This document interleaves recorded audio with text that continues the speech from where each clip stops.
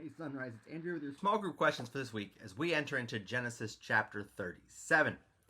So we now come to the generations of Jacob. So we've seen the generations unfold one after another, and now we come to Jacob's. So as we enter into this, we are immediately introduced to Joseph. Joseph becomes the main character on the scene. And so as you read through the opening 4 verses, what do you make of Joseph? What stands out about him as a character? What are some of the traits that we begin to unpack about him and his relationship to his brothers? And so again, what is the text beginning to teach us about the family of God?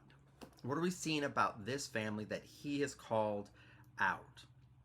Okay, so you see some of this in Joseph. Then we even get introduced to Jacob's relationship to Joseph and his brothers. How does that stand out to you in mirroring his own relationship to his father and the circumstances that that created? So as we work through this, we see some parallels of the sins of the father carrying on, so these generational issues, so that the family continues on the same issues as before. So that begin to make us think of what's coming up, what could be on the horizon as this text goes forward. And so from this introduction, we then get the 2 dreams of Joseph. So as you hear these dreams, as you read them, what are some of the illustrative things that stand out between the sheaths and then the heavens in both of the dreams? What stands out to you the fact of how God's going to unveil the ultimate fulfillment of this dream? So those, if you know the whole story, how does this begin to show that coming? So again, even in that, what do you make of Joseph's interaction with his brothers in relation to the dream?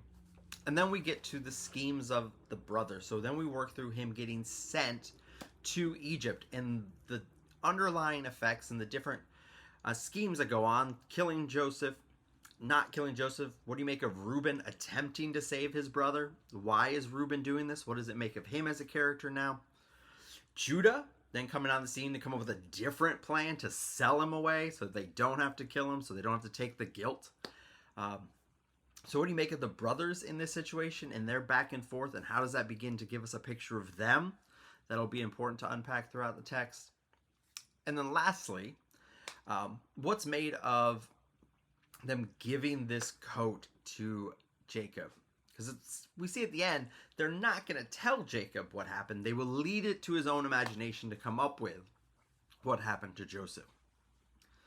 So as you unpack this text, there's a lot of other things you can focus on. You can focus on the coat of many colors if you want, the symbol that has in the text, and just some of the other little nuances of how then do we live this out.